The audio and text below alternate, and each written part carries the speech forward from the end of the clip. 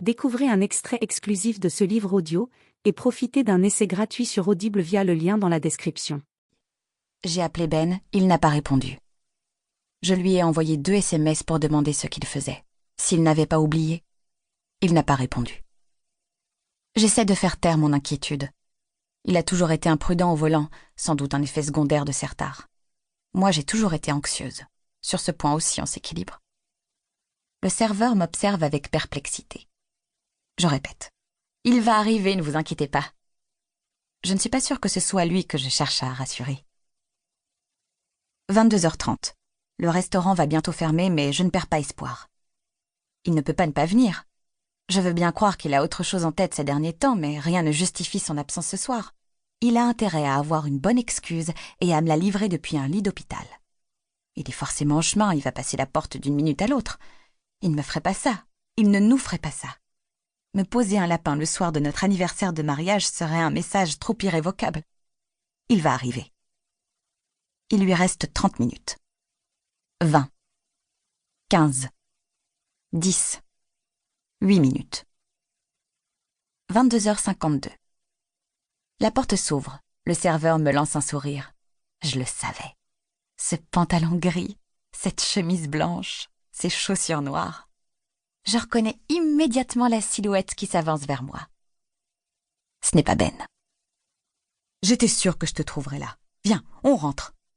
Je secoue la tête. Il reste 8 minutes. Il peut encore me rejoindre. Allez, viens, Pauline, maman s'inquiète. Attends, papa, il va arriver, j'en suis sûre. Mon père tire une chaise et s'assoit face à moi. Il pose sa main sur mon épaule et la serre, comme pour me ramener dans le monde réel. Tu sais qu'il ne viendra pas, ma chérie. Tu te fais du mal à espérer.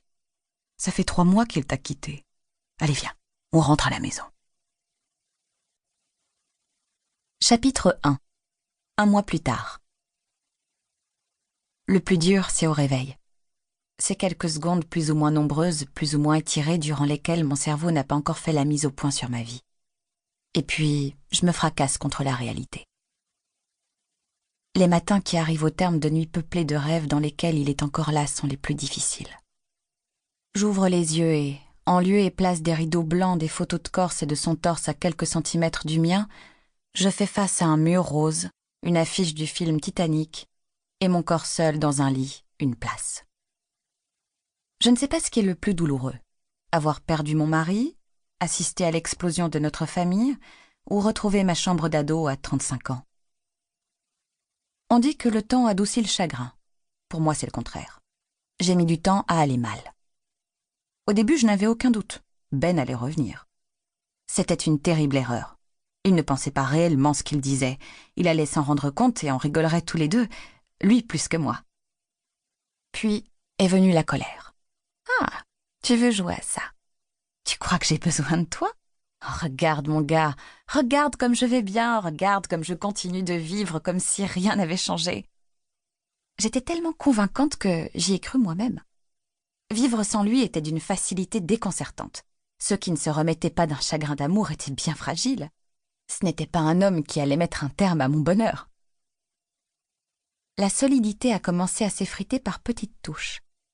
Une envie de rester au lit par-ci, un agacement inopiné par-là, des larmes sans raison, des attaques de panique. Peu à peu, mon corps s'est rempli de vide. La joie a déserté, l'envie s'est fait la malle, l'espoir a fui. Je vis parce qu'il le faut, j'existe par automatisme. Je suis éteinte à l'intérieur d'une enveloppe qui fait semblant. Les gens me félicitent de ne pas avoir sombré, de rester à la surface malgré la tempête. Ils me trouvent courageuse.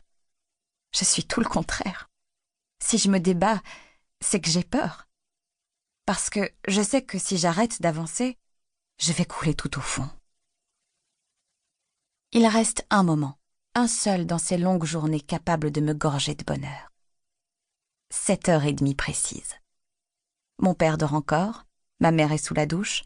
J'ouvre doucement la porte de ce qui était la chambre de ma sœur. La pièce est plongée dans le noir.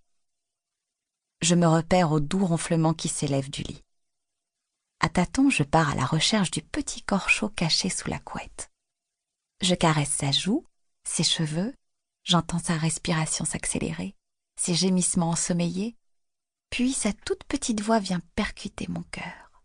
« Bonjour maman. » Livre audio complet gratuit disponible en description de cette vidéo.